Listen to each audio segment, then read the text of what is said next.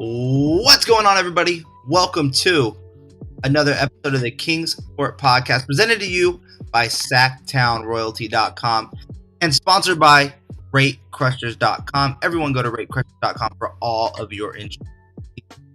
As you guys can see, I am not alone today. I'm very excited for him to make his Kings Court debut. Harrison Faigen, SB Nation editor manager for SB Nation NBA, as well as my editor over at SacktownRoyalty.com. Harrison, welcome to the show, man. Yeah, thanks for having me, Vince. I'm excited to finally get a chance to talk on air. I know we always get to talk behind the scenes quite a bit, actually, about stories, about what's going on with the Kings. But you know, it wouldn't be right for me to not have you on the show and not ask you one question about it. Because I think like a lot of your fan base kind of knows you. How you feeling about the season? You finally feeling a little bit better, a little bit of a sigh of relief, saying, "Hey, we're winning games finally." Yeah, I mean, the team, they've been playing better lately, and so, you know, it's not as hopeless as I think it felt early on in the year. They've made some smart adjustments. There's been coverage of all this stuff over at SSR, but like it does seem like, they have sort of turned a corner to, I don't think that they're championship contenders. They still would need to make some pretty big moves on the trade market to get there if they even can. Yeah. But, Anthony Davis's resurgence into being an MVP level player, Russell Westbrook finding a way to be effective off the bench, all of those things, like there have been some solid developments. And, I know Kings fans don't want to hear too much about the Lakers, kind of scrapping away at the bottom of the standings when they're, getting ready to compete for a top 4 seed this year, apparently. But the Lakers are scraping along and they're making progress for sure. Yeah, I thought I'd ask you, see how you're feeling as a Laker fan watching, as someone that's covered them closely, to see how your season is going on your side, viewing this team and their expectations. But you bring up the Kings. That's what we talk about here on this show. That's why I was excited to have you on. Look, they're sitting in 5th place in the Western Conference. No one would have thought they would have been at this level. Maybe play in, maybe 7th, maybe like dancing around 500, kind of like your Lakers are doing right now. But they're 5th, and they have one of the top offenses in the NBA. Their defense is slowly but surely improving. What has been your overall thoughts on this team this season?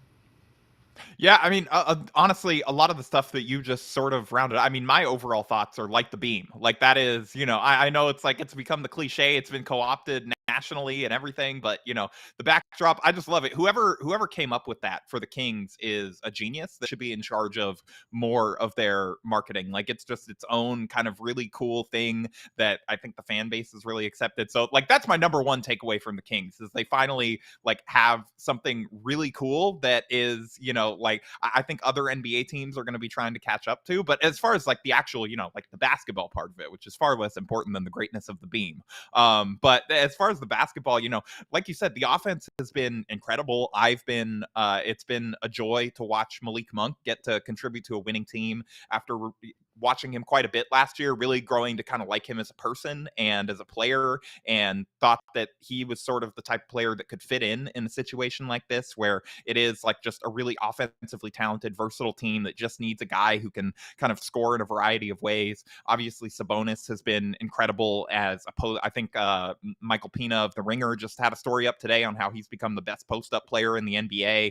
Mike Brown has obviously been a revelation, seems to really have learned a ton from his time with the Warriors and was ready for this opportunity. And, the list goes on and on, but the Kings have been amazing, which, like 20 years ago, I would have been upset about. Now I'm like, I'm happy for, little brother up north to finally, like, I've grown to like a lot of Kings fans, and, you and the guys at Sacktown and, some of the guys over at Kings Herald I became friendly with over the years. Like I'm happy for Kings fans. No fan base deserves finally getting to watch not just a competent team, but like a legitimately seemingly good team more than them, and has dealt with more in, basketball hell, as it were.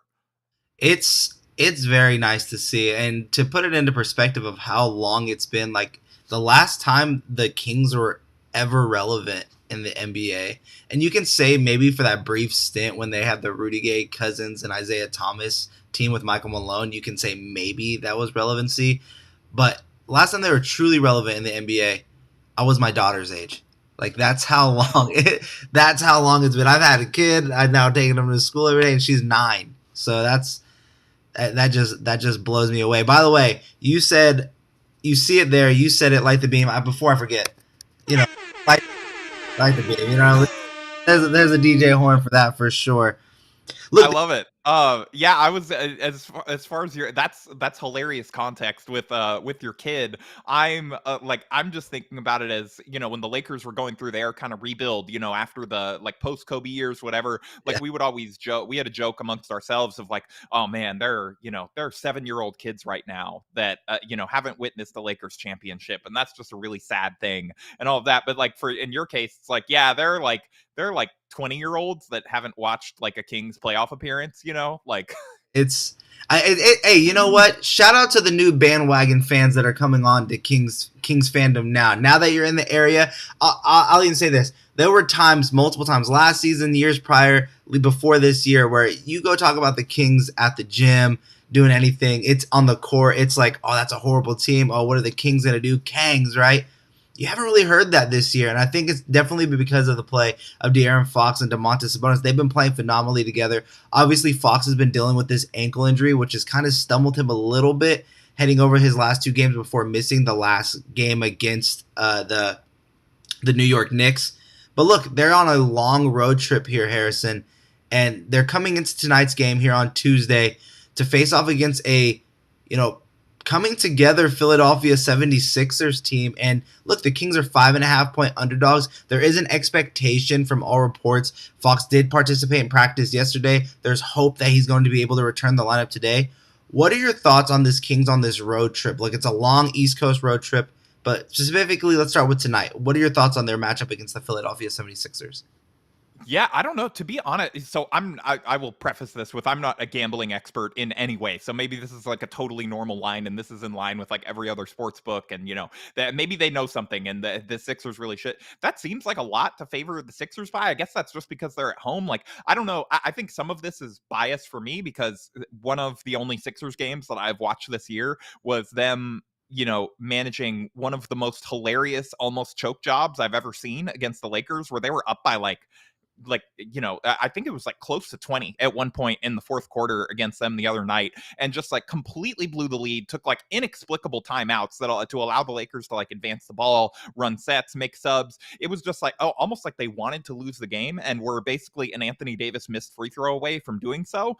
And so, I think the Kings have a pretty good shot against the Sixers, even though, again, it's long road trip. You kind of never know with those games, especially as you get towards the tail end of it and everybody's just tired from, being away from it, being out of their bed, flying all over the place, all of it. But, I think they should have like a decent shot. It's not like it's, a super long flight from, New York to Philadelphia, and, they had a day off to rest. Like, I think they should have a pretty good shot tonight, I'd imagine. Yeah, so for the rest of their weekend, they have, or for the rest of their week here on their road trip. So obviously they played off against the Cleveland Cavaliers. They got a big win against the Cavs. Again, with no De'Aaron Fox in that one. They did fall against the New York Knicks, but again, the Sixers tonight, the Toronto Raptors tomorrow, and then the Pistons on the 16th. Look, the great thing about the Kings getting that win against the Cavs is if let's say they lose every single one of these games, they're still 500 heading back home against a very interesting Hornets team, which that is a game we're going to get to after our commercial break a little bit later on down the road. But yeah, we're bringing up this line. We're looking at the 76ers game. The spread started out, Harrison, as 6.5-point favorites last night when I first started looking into the stats for this game. It's dropped down to 5.5. It's dropped down a full point. Look, I think that the Kings have a real shot of at least going up against the spread and matching that spread. So against the spread on the season, for all of you bettors out there, I believe the Kings are above 500, like 18-9 or something like that against the spread on the season, which is stellar play from stellar play from them. Over their last 7 games, they're 3-4, so they're hovering around 500 in that aspect. But look, it's going to come down to the defense.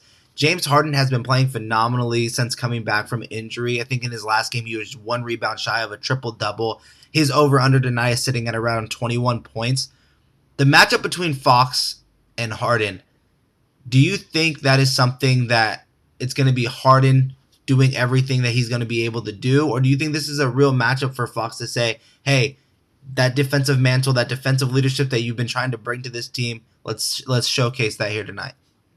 Yeah, I mean, he can try, and I think that he's made some strides on that end. But the Kings are, I don't know exactly where they rank in defense, but they haven't been like an incredible defensive team this year. I don't think. I think Embiid is probably a little bit of a mismatch for them.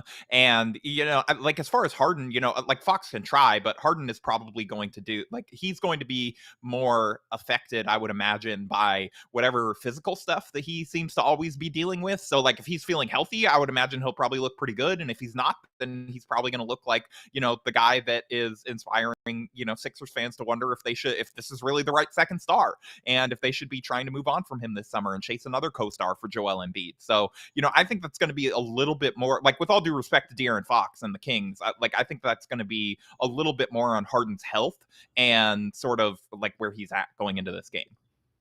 What are the three keys for you for the Kings for them to come out victorious in this one? I'm going to be honest. I had not given a lot of thought to this matchup before jumping on here. So I don't know if I have like three keys ready, but I would think that, Sabonis is going to have to, I think, offensively win his matchup with Embiid, like just be sort of, like probably exceed Embiid's output there as, a passer, scorer, all of that stuff, just because like you have to win that matchup, because if you can't, I just don't know that the Kings are getting enough, elsewhere to sort of make up for like the MVP, runner-up style production that Embiid has been giving them. Like, I don't know. I mean, I'll flip back over on you. You know this team a lot better than I do. Like, what are your keys? Like, do you think Sabonis has a shot? Like, is he going to end up getting in early foul trouble like Anthony Davis did and have to play, the whole first half with 3 fouls or whatever it is? Like, what do you think is kind of the key for this one? So it's definitely going to be about building the wall. Sabonis is going to try to have to stay out of foul trouble. So the three keys for me, the number one is going to be keep the pace. You got to be able to stay fast.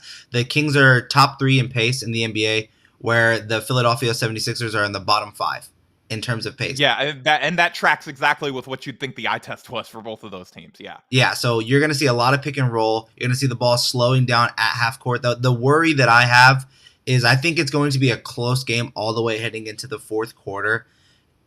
And it's kind of do what the Bucks did. The Bucks like to also play slow and play in the half court, and they were able to build up these stretches down in the fourth quarter based upon their defense. So the second key for me would be staying consistent. Don't start trying to do a lot of one-on-one play. Don't start trying to play hero ball when the game is close. Run the offense, run through your duo, let that play out. And I guess the third thing would be is just stay sound defensively. Defense is going to be key in this game for both teams. Obviously, the Philadelphia 76ers have a good defensive team, a much better defensive team than the Sacramento Kings, who I believe is ranked 25th in defensive efficiency right now, which is only 2 spots over where they finished last season. So they are improving a bit, but that's the Mike Brown effect. Those 2 spots, they jumped it up. Hey, look, the Mike Brown effect is real, in my opinion. Like, no, I agree 100%. I just didn't think it would be on the offensive side of the ball. That was not where I expected the Mike Brown effect. Like, is it Mike D'Antoni in a Mike Brown costume? Is that what it is? Honestly, I think you need to look into this. Like, if we can get you on the ground, we need to have you unmask him like a Scooby-Doo villain, and it's just really do. It's been Mike. I'm gonna wrap him up. I'm going to wrap him up and everything. I'm going to wrap him up. I want him to say, those scoundrels over at STR. They did. Speaking of Mike Brown, look, the Kings, like I said, they're sitting in 5th place. They have around 8 games left in 2022. If we roll over the calendar in 2023 and the Kings are in 500 or at 500 or above 500, and there are very, very winnable games here during this stretch. You got the Pistons, you got the Hornets. Again, we'll talk about that in a minute. We got the Lakers, who you never know what you're going to get on any given night, and you got the Wizards. Those are all winnable games to me, just upcoming with the Nuggets twice and then also the Jazz before the end of the year. They head into the calendar year above 500. Is Mike Brown a true candidate for Coach of the Year? I think so. I think even if they don't quite head into it at that mark, depending on what they do down the stretch, like, this improve it got. I think that honestly they should just make an addendum to the rules for Coach of the Year voting that whatever coach eventually does get the Kings to break the playoff drought, like, just automatic Coach of the Year win. Uh, I think like it's just write it into the bylaws. It's like, this has gone on so long. If anyone can do it, they deserve to be Coach of the Year because they've done something that no one since it was Rick Adelman last time, right?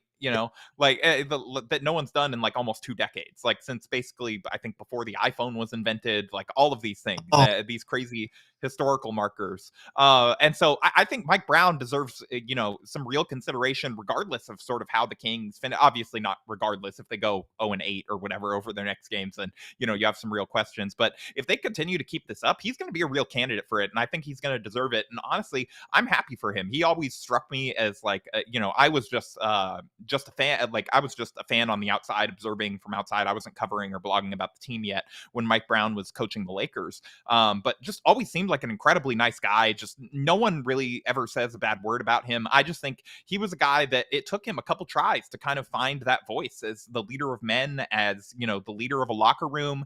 And he was a guy that clearly always knew the game really, really well, but maybe was not an A+ sort of communicator and people manager. And now he seems to have, not reverse course because he obviously still knows basketball really well, but he seems to have sort of mastered how you put that in practice. You have the kind of different motivational tactics that, yeah, like some people would say like, oh, that's cheesy, like having like a defensive player of the game chain or whatever, or like, the ringing the bell during practice, but that little stuff to just reward those habits on a day-to-day basis, if the team buys into feeling like that has meaning to them, it doesn't matter what anyone on the outside says. Like, that's cool. And that is, it seems like he's finding these sort of little motivational tactics.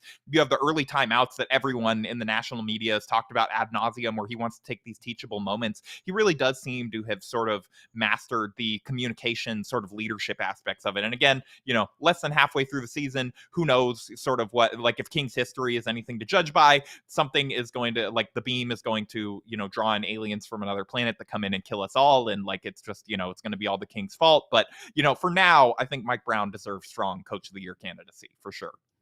I think the interesting part about Coach of the Year this year, and you can correct me if I'm wrong, but I don't necessarily think it's going to go to like a top team. The only top team Coach of the Year candidate I see is the coach for the Boston Celtics, who came in, last. Yeah. He's going to have, if they continue to keep this up, he's going to have some real narrative strength for sure. Right. But away from that, I mean, the coach for the Utah Jazz deserves consideration at this point. The coach for the Oklahoma City Thunder deserves credit at this point. The coach for Did you see his greatest coaching move of spending 2 minutes outlining their like free throw rate and compared to how much they're attacking the rim and how there was this huge disparity that no other team has? He did this like very like calm 2 minute soliloquy about it, and ever since then apparently their free throw rate has gone up. So yeah, he knows what he's doing. Mark Daigneault. That's I did not hear about that. Was that like in a post game? You just put everyone Yeah, on? it was in a post game. He got ejected, and he was explaining why he got ejected. And he's like, I was really upset, and I lost my temper. Just totally calmly laid it out. He's like, but we're, this in at rim attempts, and every other team that's this high in rim attempts is, one of the league leaders in free throws, but we're down in the bottom 10 in free throws, and just like very calmly outlined his point without criticizing the officials. And wouldn't you know, all of a sudden SGA is getting, free throw attempts out the wazoo, and it's like, the refs clearly looked at the tape and found that he had some points. So yeah, another trick Mike Brown could maybe bust out this year. I think that's one interesting thing you've seen from a lot of these new coaches. Like you bring up that example. I've been bringing up examples throughout the entire offseason, and even more so now in every press conference that Mike Brown has. And I feel like these coaches that are coming in are making sure that the players that they're taking over and the team that they're taking over is taking accountability for the ways of how they're going to take steps forward. Like, for example, and I bring it up countless times here on the show, when Malik Monk and De'Aaron Fox are coming to you in a media day scrum talking about, oh, I've been working on my defense, go ask Malik Monk how my defense is, or, oh, I'm giving this person buckets, but, I sleep on defense occasionally. They're taking accountability for things that they know and they want you to put their eyes on. And I don't think that's by, accident. I think it's by design. It's about them looking themselves in the mirror and putting it in the public eye of, these are things I'm going to need to get better at. And look, De'Aaron Fox has improved defensively, although he's still statistically a bottom-ranked defender. if you watch it on game film, he doesn't look horrible. He still needs to make Like, strides. some of that is just gonna be that's, like, size stuff. That's the physical things that he can't do anything about. Like, it does seem like and Malik has a similar problem, but, he really sort of took the impetus last year, and the Lakers were not a good defensive team, but he was not, like, their worst defender, and teams would go at him sometimes, but he very clearly, took on the challenge, and he tried, and he realized that that was a deficiency in his game and sort of started to real like, "Hey, I'm not gonna be in the NBA much longer. Like, if I can't, show that I'm at least going to, make smart decisions on this side of the ball and, do what I can to sort of, fight back against my physical limitations." And I think you're seeing some of the same stuff with Fox. Yeah, for sure. And look, I think Monk has been phenomenal on this team. Mike Brown has really used him and again, I don't know who started it. Shout out to whoever started this, but the Monkrowave, I love that nickname. I love that nickname off the So I've a sort of a story on that. Dwight Howard during training camp last year, one of the few media availabilities I did last year, like before I sort of started to shift into like a new role and that kind of thing. But like I had asked him about Malik Monk and how he was looking in training camp, and he's like, "Oh yeah, we've been calling him the microwave because he's just like an automatic bucket, like just comes in and like immediately heating up." And I tweeted out the quote like without even really thinking about it, but like instantly all of Twitter was like, "Wait, that's Dennis Johnson's nickname. You can't just give that to Malik Monk." That's like so I like the Monkrowave. That's a solid addition. Dwight started it, but so we'll give him half credit from over in Taiwan, and then we'll give Kings fans the rest for Yeah, augmenting it so that he's not stealing, like a Hall of Fame six man's nickname. let me go off on a little tangent here. But you see why I love Twitter? Twitter cannot go away. Let me just throw that It's out there. not gonna go away. I don't want Twitter to go away. It's I gonna love Kings Twitter. I love NBA Twitter. It's too much fun to be on. yeah. Twitter can't go away. Elon, I'm talking to you. Don't take Twitter away from me. I need this. I need this. You're preaching to the choir, man. That's my most used social media app. So if that goes away, I'm done. I don't know that I can't do TikTok dances, man. Either. I'm out of that age range. Yeah, I think Twitter and then YouTube are the two that I just have as my top two users. And then it's honestly because I'm watching a ton of Kings highlights, and that's a great transition back into our conversation about Mike Brown. So look, before we go into the commercial break, I want to hear something that you want to see Mike Brown continue to improve on before the Kings start either going into the next year as a true potential team and potentially fall off. Doing You broke out. You broke up a little bit at the end there. So something that you think they're doing too good right now that you think that they could potentially fall off on, and something that they're not doing well enough yet that you think Mike Brown's going to be able to improve by the time 23 rolls around. Well, the answer to the second one, I think, is easy and would be the same as any Kings fan would say. Like, I would imagine the defense is probably going to continue to get a little better, like, provided that guys continue to stay bought in, continue to do things. Mike Brown, like, he's not going to stop making adjustments, and because that's his baby. Like he's probably like low key like a little pissed that like the team is this good offensively and he's still mad after every game, like knowing Mike Brown, like that they just still aren't good enough defensively. Like that's his kind of bread and butter. That's where he like sort of has made his career. That's his most important end of the floor. And so I would imagine that he's going to continue to find little tricks, little adjustments that they can make, little ways to use guys better that can slowly start to creep that up. I don't think that they're going to be a top 10 defense or anything like that by the end of the year, but can he get them to like league average? Can he get them out of the bottom 20? Like I would imagine, they can sort of start to get to that range. And then all of a sudden, this is a really interesting as, like you said, more than a play-in contender, like they're a legitimate, contender to stay in that sixth spot or climb up above it, especially with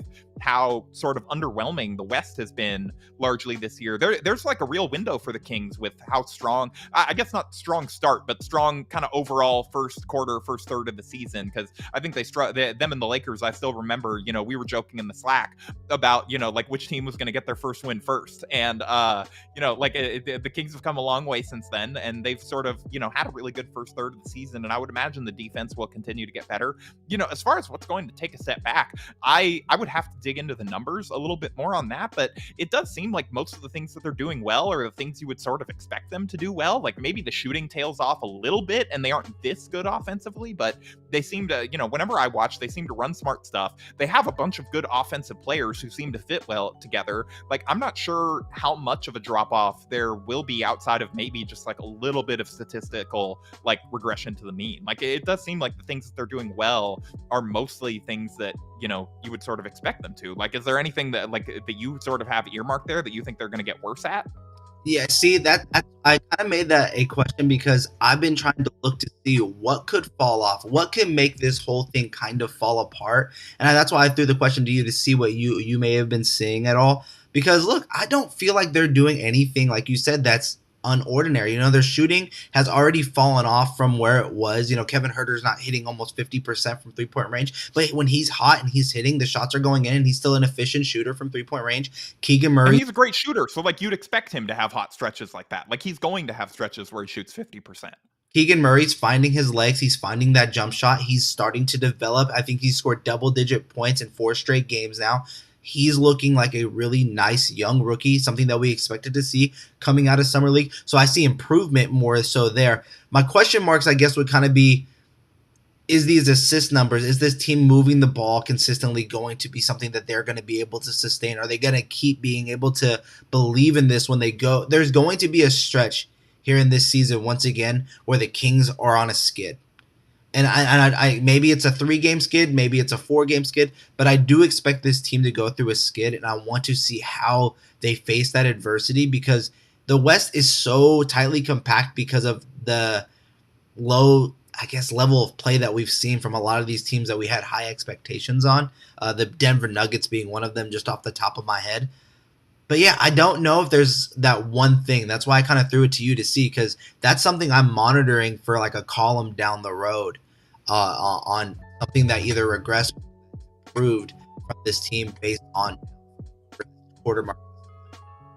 Yeah, and now that you mentioned Murray, that's actually, maybe that is one thing where, like, maybe he does sort of hit that rookie wall at some point. I know he had some struggles in recent weeks, and so maybe he's already hit it, and he's going to power through and end up sort of, improving. But we have seen a lot of these guys where they're in their first year. This is the most basketball they've ever played. They'll hit those February kind of March stretches where their shot just completely deserts them because their legs are just gone. Like, they've never kind of carried this, they've never played this much basketball at this high of a level with these high of asks as players. And so maybe that is something where he tails off, but again, who knows? Like, he sort of seems to have already dealt with some of that and is rebounding a little bit, and you'd imagine that they are sort of going to continue to not load manage him, but like in the sense of like he's sitting out back-to-back games or something, but manage his minutes. If he looks like he's struggling out there, give him a little more rest, sit him on the bench a little longer, these kinds of things.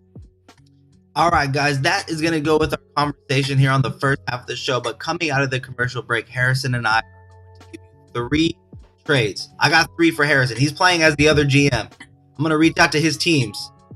I got 3 trades for you, Harrison, after this break. And also, right out of it, I'll tell you how you guys get tickets to a Kings. So look out for that right now.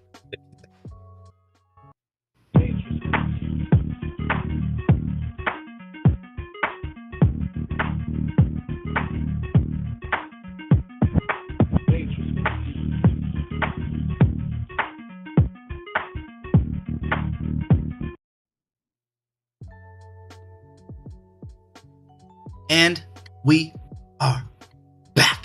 Harrison Faigen, SB Nation NBA editorial manager, my editor over at Sacktown Royalty. Gotta get my finger pointing for that direction. Lift up your left hand with the finger up. Right there. Yeah, there you go. Oh, yeah, right there. Sacktown Royalty. There you go. Sacktown Royalty, presented by RateCrushers.com. For anybody that's looking for motorcycle, car, or homeowners insurance, the guys over at Rate Crushers have you covered. And as you saw by the commercial, they're beating up the competition by 35%. And we're reaching out to them, let them know that the Kings support. So look, I told you guys at the top of the show, I promoted it here for a lot of you guys that watch this show through this YouTube channel, as well as through Facebook and other avenues like that, that I would be giving away tickets to a future game. This game is going to be coming up on, I believe, the 19th. It is against the Charlotte Hornets. All you have to do, guys, is in the comment section below or on the Facebook page where you see this report, whichever one you guys are allowed to make comments on. I want to give a few people chances. Light the beam. That's all. I just want to hear light the beam in the comment section. Light the beam in the Facebook chat. Light the beam on Instagram. Did you like that one more time, Harrison? Light the beam. There it is. No. I'm gonna light it right there one more time. I love the air horns, and man, you're really twisting Kings fans' arms. Getting that, like, you're forcing them to type "light the beam," in order to win tickets to a game. That's, I don't know, it might be tough. Hey, also, not only that, normally when I give out these tickets, I give away tickets all the time. Plus it's the season of giving. You know what I mean? On these Hornets tickets, they're gonna be lower level tickets. They're gonna be section 119. Light the beam. You know what I mean? It's gonna be like that. Yeah, you might get a chance for Malik Monk revenge game. Yeah. He certainly has no love lost for the Hornets after, his couple years there and his exit. So yeah, I would, and plus the Hornets are not good. So you might actually get to see the beam outside. This is, incredible opportunity. Yeah, so section 119 is now up for grabs for you guys. I have 2 tickets to the Charlotte Hornets game upcoming. All I want to see you guys do, nothing hard, light the beam in the comment section, whether you're on Facebook, Instagram, live here on the YouTube channel. If you're listening to this on iTunes and Spotify, you guys can go ahead and leave the comments in the comment section below. I'm going to go through all of them, put them into a raffle, and by the time this next show airs, which will be next week, I will be off for the rest of this week in terms of the podcast. Obviously, I'll have some writing stuff still going on at STR, but when next week comes on, I'll take all of those light the beam comments, throw them into a raffle, shake, shake, shake, and I'll give out the winner those 2 tickets. Now, with that all out of the way, you guys now know. By the way, it's open now. You guys can go in the comment section now and start hiding and light the beam so you guys can get that raffle ticket in there for you. I have some trade ideas for you, Harrison. And I'm so excited to go through these because these are 3 trade ideas that I think the Kings should truly consider heading into the NBA trade deadline. Already gotta light that beam. You know what I mean? Light that beam. One more time, light that. Yeah, no, I am excited to read these because normally I'm like inundated with completely wild, fake trades from Lakers fans, which, like it's an art form. Like I appreciate the art of a wild fake trade that you can, sort of talk yourself into. It's like, oh, maybe that other team would do it, but this would make my team a lot better. I don't, why would they do it? I don't really know. It's probably to help us out. But so I'm excited for you to, burn the comment section down with a couple of these. So the first one that I have for you, I'm giving that phone call out to the Chicago Bulls. And before I preference any more of this trade was actually sent to me by someone else and presented by somebody else. But I love this trade so much. Me and this person had such a big back-to-back. I'm shouting out my boy Leo Biaz over at Cowbell Kingdom. He made this. Him and I had a nice deep conversation behind the scenes about this trade. And now I'm going to throw it here to you. So I'm calling over to the Chicago Bulls. You guys are in a fire sale. You're in a big fire sale over there. I see it. I see possible changes down the way. I'm here to offer you Rashawn Holmes, Harrison Barnes, and a first-round pick unprotected, and a lottery protected another first-round pick down the road. Yeah, I was going to say a lottery protected second. I think it's just called the second. But no, the lottery protected another first-round pick. The second first-round picks will be lottery protected for DeMar DeRozan. So are you asking me to method act? Like, am I trying to get into the head of what I think the Bulls would do, or am I doing like what Harrison Faigen, empowered as GM of the Bulls, would do? If you are the GM of the Chicago Bulls, you tell me why you are not accepting this trade. Are you hanging up the phone? Are you saying, okay, well, actually, let me counter? Whatever comes to your mind as you running the Chicago Bulls. Yeah, so I think, like, if it's me personally, I think I'm thinking pretty long and hard about that trade because, like, the Bulls are, as you said, they're not, I wouldn't describe them as a fire sale yet. I think they are a fire sale waiting to happen. It's like everybody can kind of see, like, everybody can see the building burning down, and it's like, well, are they going to get any of that stuff out before it burns down? And the Bulls are like, no, that's cool. Like, we just want to chase a play-in eventually. Like, maybe maybe Lonzo comes back at some point and plays basketball again. We're good. Like, once Lonzo's back, Harrison, I'm sorry. We got to take a cut. No, timeout. The Bulls are garbage. I'm throwing that out there right now. I'm just saying the Bulls The Bulls' primary goal. This is something I work pretty closely with Ricky O'Donnell, our like associate director of programming at SB Nation, longtime Bulls fan, came up at Bloggable, like our excellent Bulls blog over there, sister site of Sacktown Royalty. Wonderfully critical of the Bulls blog. Like I'm not sure that anyone hates the Bulls more than their own fans. And one thing that he is, so they have that in common with Kings fans sometimes, like during the lean years, I guess. Although Kings fans are obviously feeling a little better now, but one thing that he has always sort of, talked to me about, and, in talking about potential Bulls deals, or would the Bulls do this? Would the Bulls do that? It's like the Bulls are not trying to win a championship. Like the Bulls are trying to get into the first round of the playoffs as many years as they can, get that gate revenue, like to the Bulls and to Jerry Reinsdorf. Like that is success. So if you're talking to me, like Harrison Faigen running the Bulls, like I'm thinking, you get some really good assets for potentially for DeMar. Again, that one of those first round picks you said is lottery protected, so that maybe is not as prime of an asset, but you're getting a couple draft picks back. You get a chance to kind of hit the reset button on this experiment, see if you can, maybe use some of those picks to find another co-star for Zach LaVine that is not also sort of like, similar positional scorer archetype, and, maybe get some more defense, get a better big man at some point, than Vucevic, who I think has sort of shown his flaws, to this point. But like, if I'm actually the Bulls, like, I think they're probably hanging up on this just because I would, number one, like, I would imagine that if they put DDR on the record, like, they could at least get competitive offers to this, maybe better, maybe not. So I think that they would probably want to negotiate a little bit more on this. But I think, like, if it's me, I'm definitely considering this. Like, I'm not just hanging up the phone immediately, or at the very least, I'm hanging up the phone to go have sort of a debate, just because I don't think that this Bulls team is going anywhere meaningful. I don't think that they're winning a first round series. And so at that point, it's like, hey, get some picks, hit the reset button. I know that's like a hard sell with fans sometimes, but you just got to the playoffs last year. You had a fun season. It looks like that was sort of overachieving for what this group actually is. You get some assets and you try to actually do the rebuild again and see if you can sort of build the plane a little bit better this time. I truly believe that it's time for the Knicks to hit that reset button. Like, there's no hesitation when I say The that. Knicks or the Bulls? I'm sorry, the Bulls. And the reason why I brought up the Knicks is because I think Zach LaVine's going to get traded to the Knicks. You heard it here first. I really believe like that's going to happen. It's going to be like some type of RJ Barrett or a bunch of picks and That's interesting. Obi Toppin type of deal where they're giving up some young, they're giving up a contract, maybe like Evan Fournier, Obi Toppin, and the Knicks still have all their picks. And let's not forget, the Knicks were chasing hard after Zach LaVine this summer before he got that extension. So I think that they're willing to go before he got the extension, like, like 2 minutes into, or no, he was like a day or two, right? Yeah, it took him a couple days. Never mind. Yeah, day too. So what I think that's where he goes. DeRozan, the link to the Lakers, I think is real. Like, I think the Russell Westbrook for 2 first round picks is a legit offer. If any deal was going to happen, I do not think it's going to be with the Pacers, although I think that's the trade that makes the most sense.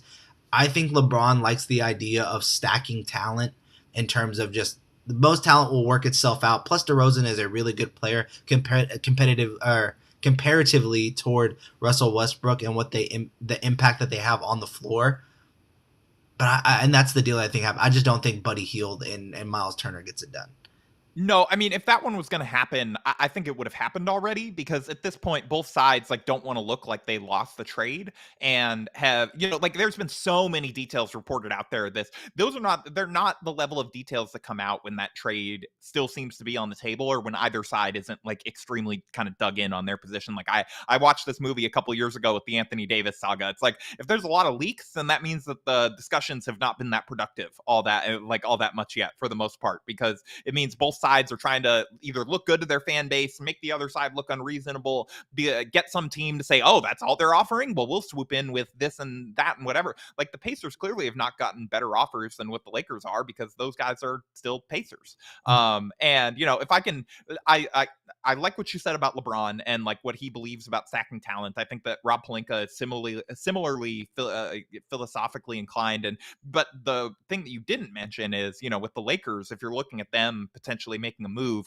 you got to ask yourself like a couple questions. Like, is a former Laker in this deal? is a former Rob Pelinka client in this deal, is like a Clutch Sports client in this deal, because usually, all of their acquisitions fall into at least one, if not multiple, of those buckets, because the Lakers do not have pro personnel scout. Or did this guy light up the Lakers? Lakers don't have pro personnel scouts, apparently, and so if the audition game is a real thing, and the Lakers also like to wildly overcorrect for previous mistakes. So when they're linked to Kyle Kuzma, it's like, okay, so you're going to use like 3 first-round picks basically on Kyle Kuzma because you used the one to select him, use the one to send him out in the Russell Westbrook deal, and then you're going to give up another one to reacquire him. It's like, so I'm sorry to take you on a Lakers tangent, but it's all about sort of overcorrecting previous mistakes, and the DeMar also fits into that bucket where it's like if they're going to offer the 2 first-round picks for him, it's not because they think like DeMar DeRozan is this incredible fit next to LeBron and AD, although maybe they do. I have my doubts about that he would even be all that much better of a fit than Russell Westbrook was. But it's also about, they got made fun of for picking Russ over DeMar DeRozan, who clearly wanted to come. And so they got to try and make the fans happy and respond to that criticism by wildly, overcorrecting.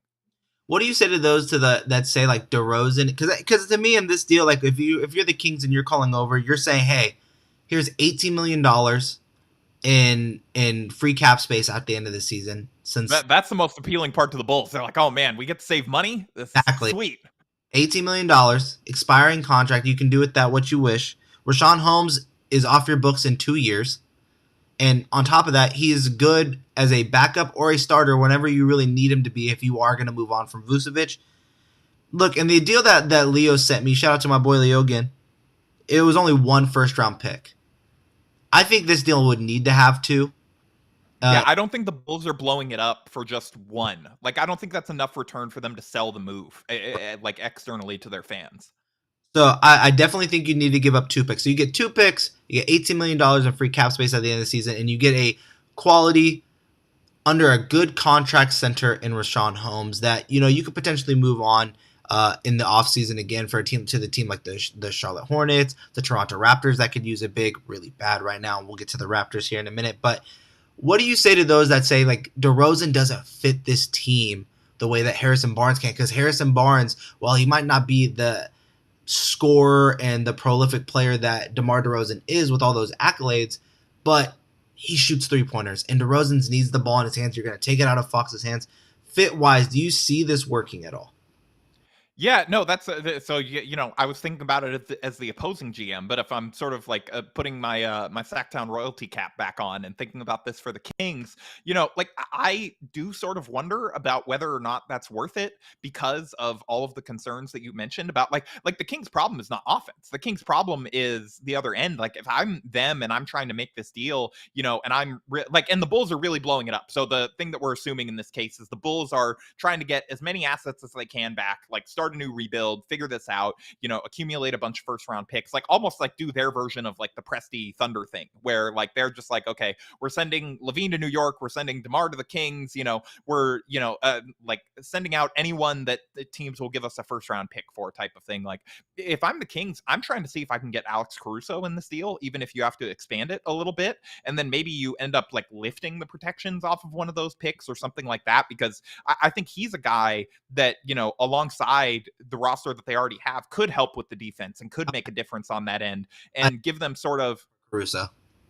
Yeah, like give them an element that they don't have defensively right now. Of that sort of like, you throw that guy out there on the other team's best guard scorer and he can limit or annoy or irritate him and, do lots of Alex Caruso things in terms of, and also just a guy that fits really well alongside a smart offensive team, like full of, Sabonis and Fox and Monk and all these guys that like move the ball and shoot and really could augment his strengths as a player connector. It's like, the DeMar one is where it's interesting to me because I think that, Harrison Barnes might be a better fit. I don't know that better fit always means like, and he's a more seamless fit in terms of he, just sort of much in the ways that I was just talking about Caruso. Like he fits in that he's going to defend, he's going to shoot threes, like he's going to extend plays. He's not a guy at this point in his career who thinks he's the number one option. Where if you bring in DeMar, like does that sort of does that subtract from some of what Keegan's been able to bring? Like there's a lot of kind of positional skill set,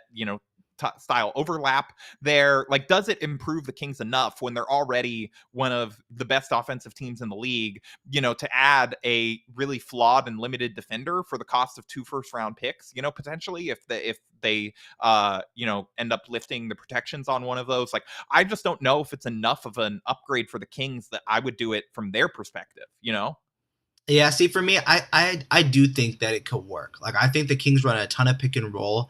It allows DeRozan to be working as both as a slasher and as a on-ball user, especially when De'Aaron Fox gets taken out of the game and you want to have that second point guard. DeRozan gets to be that for you without having to put so much, pressure on a guy like Davion Mitchell, who, I'll be honest, I don't think he can really truly run an offense that well. He's a serviceable backup. He's a good defensive backup, but I haven't seen steps forward yet from him that I was hoping to see from him this season. So getting a guy that can handle the ball like a DeRozan, I think, is a seamless fit. Plus, being able to put him in the same situation that Harrison is in, which is as again, a backdoor slasher, being able to get some post moves off, but to add in that extra element of a passer from that position, I think just makes a ton of sense. I think it would be a different type of fit, and I think it still fits within this offense. So actually, and plus, Him and Sabonis offensively would be like a complete blast and a ton of fun and add to this team. It's just like it's his fit with Fox where where I'm like a little concerned. But again, like it's not like he's on this extremely damaging long-term contract. If you're the Bulls, the reason you're looking to move him is to get value while he still has an extra year beyond this one. Like on his current deal. So it's just for the price of 2 first-round picks where I'd maybe be a little concerned and be wondering if it's enough of an offensive upgrade on already really good offensive team. But I think you make some good points too. Let's move on to trade number 2. And these are in order of my favorite trades, by the way. So that's number 3. Here's number 2. I'm calling over to Washington. They're okay. They're not a bad team. They're not a good team. They're not a bad team. They can use some free cap space. I'm offering Harrison Barnes, a 2026 first round pick, a 2023 second round pick. So let's start. 2023 second round pick, 2026 first round pick, and a 2028 lottery protected first round pick for Kyle Kuzma and Denny Avdia. So I'll also Harrison Barnes in that deal as well, if I didn't mention that as well. So Harrison Barnes, essentially 3 picks. Yeah, I'm sort of assuming that he's going to be in most of these deals. That's like sort of their main contract. He's the Kings version of like the Kendrick Nunn, Patrick Beverley salary match system, Yeah. I think if I'm again, this is the dichotomy between like me and what my goals would be as the GM versus, what some of these teams are. Like Washington, I think I would consider this. I would definitely, if I'm Washington, I think I'd probably do this just to get those picks back. And because it does seem like I don't think Kuz is staying there. I think the reason that we're hearing so much trade buzz about him, like that's not coming out because talks with the Wizards on like he would love to stay there and be a long-term piece are going super well. Like they're not shopping him because I was kind of seeing those rumors start to come out about him being connected to the Suns, and I think the Kings actually did get linked to him in trade rumors. The Lakers obviously got linked, and I'm like, why are the Wizards kind of looking to move on? Like he seems like he's been a productive player for them, and the answer is like it probably doesn't seem like he's going to stay there, and so they're seeing what they can get for him. And so if I'm the Wizards, I think I'm potentially taking this deal. I'm giving it some heavy consideration, and like it's just the King side is almost again where I'm like a little concerned about it, of the sense of like giving up that many draft picks for Kyle Kuzma. Like I don't know if he's that level of difference maker, but I do think he's a better fit for what they're trying to do and their timeline than DeRozan is. So I actually do like this deal a little bit better, honestly, for the Kings. So let me reiterate the deal because it looks like I actually said it incorrectly. So here's the deal. Okay. It's Kyle Kuzma and Denny Avdia from the Wizards going to the Kings for Harrison Barnes, a 2026 first round pick, unprotected, a 2023 second round pick, and a 2024 second round pick. So it's 2 seconds and a first. At that price for the Kings, I think I'm doing that because you're getting, Denny could still turn out to be a player. Like he's had his kind of ups and downs, like as a fairly young guy. And then I think Kuz is a pretty good fit for what they want to do. And he's also a willing and able defender if you sort of set him up for success. And so a guy that could theoretically, like I know he would fit into what they're doing offensively already. Like his skill set fits there pretty well. We were comparing him in the Sacktown Slack to Keegan a little bit during a summer league, like saying, so like you already have like you adding a second kind of more developed Keegan Murray a little bit, I think could really add to this team, and we know he'd fit there. And then again, defensively, like he is, I know his rep nationally, I don't know if it's like caught up to where he is, but he's actually like a pretty solid defender, when he's not being asked to score 25 points a night or whatever it may be, which he's not going to be asked to on the Kings. Yeah, I was just about to say Kuzma's defense has actually improved while he's been in Washington. I also think that that there's that questionable storyline. Like, I think the development of Andrew Wiggins just buying into his role in Golden State is what made him a good defender. But also working with Mike Brown and that being on that resume for Mike Brown of saying I helped improve Andrew Wiggins as a defender.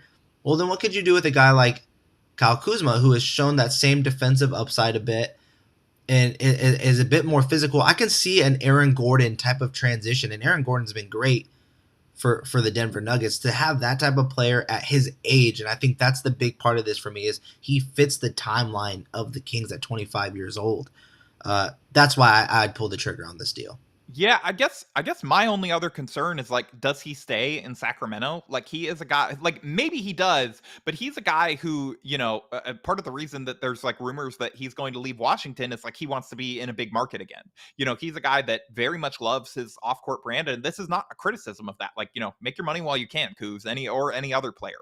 But it does seem like he kind of wants to live that more kind of metropolitan lifestyle, and have those sort of access to those like bigger brand deals and ability to collaborate sort of in larger media markets. So that's part of, if I was the Kings, I would want to potentially ask Washington to like talk with him first and see, like how, like, are you going to give us a real chance to re-sign you? Like, we're not asking for a commitment right now, but like, could you see yourself in Sacramento long term if things go well and if you're fitting well?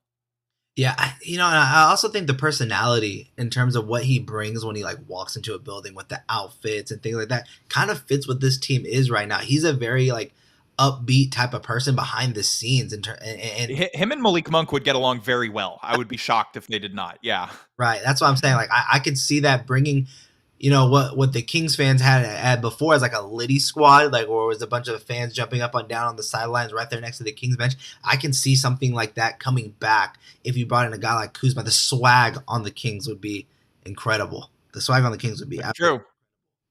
So just to review the first two trades before we get into my favorite trade of the day. The first one was of the Chicago Bulls getting Rashawn Holmes, Harrison Barnes, and 2 first-round picks for DeMar DeRozan. That was call number 1. You and I both agreed that for the Kings, it's a little bit questionable fit, but on both sides, I think both would agree that that trade could go through, right? Yeah. Yeah, I don't think it's like wildly unrealistic for either side. All right, so then the second trade we called out to the Wizards, we said we were going to offer Harrison Barnes 2 second-round picks and an unprotected first-round pick for Kyle Kuzma and Denny Avdia. Both sides, I think you as the Wizards, me as the Kings, we both say agreed. Correct? Yeah, I mean, I don't think the actual Wizards would agree because I think that they're like trying to chase that sort of like play-in range, whatever, and Kuz helps with that. So Harrison Barnes doesn't fit right in there perfectly in that Kyle Kuzma. yeah, I guess. Yeah, you know what? Never mind. You're right, because Harrison Barnes, like, they could talk themselves into like, this is the veteran that we need to sort of like help us. So never mind. Yeah, the Wizard. I could plausibly see the Wizards saying yes to that. I think the Wizards potentially say no because of Denny Avdia, to be honest with you. Avdia really good as of late, especially with those minutes. So last up, this is my favorite trade. This is the one that, fingers crossed, if the Toronto Raptors, and I know there's Toronto fans that love coming in these comments talking about how crazy I am for some of these Toronto Raptor trades, but you know what? I love talking about this team. It's one of my favorite teams to watch on NBA League Pass. If this trade were to happen, Sacramento has to start screaming. They would be like lighting the beam.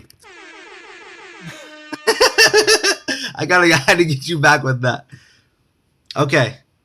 First off, we have to say that they have to call the Atlanta Hawks to get these picks released. Offer them that 2024 first round picks for Kevin Huerter. It's worth it. He was worth it. Give up the first round pick. So then you can start making more moves instead of being handcuffed with the rest of these picks. You're calling over the Toronto Raptors. You're offering Harrison Barnes, Davion Mitchell, 2 first round picks, with one of those picks being top 8 protected. In return, you're getting OG Anunoby. Yeah, that's one where I wonder because Anunoby has been floated like a lot in rumors for a player that seems to be pretty good. And even though it's like anytime he's asked or anytime the Raptors are asked, it sounds like they kind of push back on the reality, like him being available or whatever. But like there does seem to be a lot of smoke there that he might actually be gettable for whatever reason. Like, so if I'm the Raptors, like, run me down the package again. Okay, so it's Harrison Barnes, Davion Mitchell, and 2 first round picks. But the second first round pick is top 8 protected. Not top 10, top 8. I think if I'm the Raptors, I'm probably asking for that pick protections to be lighter Top than they are. Like I'm thinking like top 3 protected. But then, you know, if he really is available, like I could see that potentially being a deal because Mitchell is also a guy that sort of would theoretically fit into the Raptors ethos of like just kind of long, rangy, switchy, you know, versatile defenders. And so theoretically, that's like maybe not the same value as an extra first round pick, but that is a guy that like theoretically like they could see themselves using. And then Harrison Barnes is obviously just salary filler. But I think the Raptors only do that deal if they sort of continue their drop down the standings and are just sort of like, okay, like it's time for us to sort of like not hit a full reset, do a full teardown, but like sort of take a gap year, increase the value of our pick, get back at it next year, you know, make some additions, make some moves in the offseason, that kind of thing. You say that. You say that. But what if they get these Kings picks? They do that deal. They get rid of OG Anunoby, which I don't think this would ever happen. But let's say that does. And they say, I'm going to take both of those picks that you just gave me, add in Harrison Barnes. I'm going to reach out to Chicago and bring back DeMar DeRozan. I don't think they're doing that. Masai's first move was getting rid of DeMar DeRozan. I cannot possibly imagine that. Like his Bring him step, home. You know, Bring him home. yeah, no, actually, that's right. His first move was Oh. getting rid of Rudy Gay, but you know, he kept that DeMar team together. Like, I cannot possibly imagine them bringing DeMar back. I know, but how? I mean, to me, I kind think of sad because he did really seem to love Toronto. I just think like a front office, like I don't think he's a big fan of their front office. I would imagine anymore based on his interviews. I cannot wait until like when he like kind of retires and he starts truly talking about. I mean, he's done it a little bit on like the JJ Redick podcast and things like that. But like, I think it's, but the thing is them winning the title makes it hard for him to trash them too much for it. Like if they would have just done it and they would have lost in the playoffs and then Kawhi left, like he'd be able to be like, oh, you know, I built roots in that city. I can't believe you just gave me up for this 1-year rental. But Kawhi literally won them their first championship in franchise history. So it's like, you know, Masai is bulletproof on that one. yeah, I mean, you can't. Like Raptors fans are not going to side as much as they love DeMar. Like they're not going to side with DeMar on that one. I don't think. Like they won the title. Yeah, you can't be mad. I just thought it'd be like is that the same package that we're offering them is the same package we were calling to to Chicago about. Yeah. Just bring them home. Bring them home. All right, guys. So that is going to be our 3 trades to truly consider heading into next year's NBA deadline. Trade deadline. First one, once again, is Harrison Barnes, Sean, 2 first round. One of them being lottery protected for DeMar DeRozan. The second one is going to be Harrison Barnes, 2nd round picks, and a 1st round pick for Kyle Kuzma, Avdia, Washington Wizards. Last, we have Harrison Barnes, Davion Mitchell, 2 first round picks with the 2nd round pick, and I'm changing this just for you. Top 3 protected on that 1st round pick.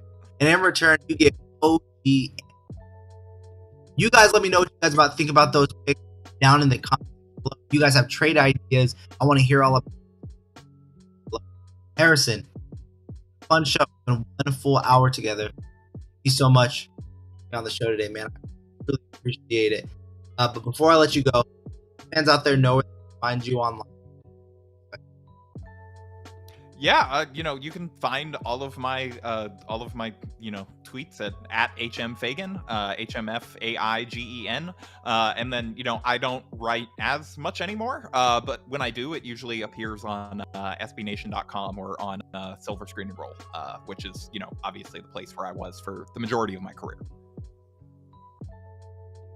Well, we got one in the comment section here. Davion Davis, Alex Len, and 2 second-round picks Detroit for Sadiq Bey and Nerlens. I don't know if I think maybe like in the offseason you could have done that, but I think now like the Pistons may be back in on Sadiq Bey. At the very least, you're going to give him this year to kind of audition, especially now with Cade out and that kind of thing. Like he's had a couple strong games here. I don't know if you can get that done for that. How badly do you think that the Pistons need to start so they get one? I mean, they're already doing it as a they're kind of doing it. I don't know how much else they need to do. I mean, trading Bogey would help, but you wonder if sort of having that capable veteran like around is going to help those young guys down the line in terms of them just sort of watching how he approaches the game as a professional. He's still going out there trying to do his job, even if the results aren't coming. But I do think that ultimately they will trade him, and that's sort of the one thing where you look at it and it's like, yeah, that's the move that they could go more into the tank. But otherwise, they're losing anyway. So I'm not sure, how much more they can do. Bogey went for 38 against the Lakers the other night and it didn't matter. Oh, I would say the Kings are playing the Pistons this week. I would say try to avoid trash talking Bogey at the free throw line. He had a career high for a quarter against the Lakers, hit like 5 threes, scored 25 points, basically after Pat Bev trash talked him at the line, and he just hit 3 after 3 after 3 over him as Bev continued to talk and continued getting lit up. So would I be excited for the Lakers to send Bev out for Bogey? Who can say? I say this about Pistons fans and Kings fans that like to be with each other a little bit. Marvin Bagley, I want him to be good. Like I would not mind seeing him develop into a good player. Okay? There's still time. He could end up being better than Luka. There's still time. But I don't want to see defensive stops from Marvin Bagley on my Twitter timeline when all he did that was smart was position his body to bring him to bring his defender to a double team. I don't need that tweeted to me about look at the defense side of Marvin. No, he's showing promise. I want to see rebound. He's mastered funneling. Okay, he's got it. It took till like what, year 4, but he's got it. He's mastered funneling. Luka better watch out. There's a new king of that draft class coming. Look out! Marvin Bagley is gonna show you. Why should he's been eaten? Definitely better than Jaren Jackson. Oh, what? Harrison Faigen, SB. You guys go follow him on Twitter. Thank you so much, my friend, for joining us on the show. I truly do appreciate you. I'm your host today, guys. My name is. You guys can follow me on all media platforms of BM Center. I have a full more trade scenarios coming in later this week, and that's going to be on the site right there, thattownroyalty.com network. This is the Kings Court podcast. Please do me a huge favor if you haven't already and hit the up button. We are giving away tickets. It's a Christmas gift to you. When all you have to do is write "Light the Beam" in the comment section below, whether you're listening to this on Facebook, iTunes, Spotify, or here down in the comment section, just write "Light the Beam."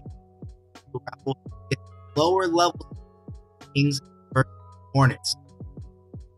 Until next time, Sacramento Kings fans, thank you live. Thank you later on. Again.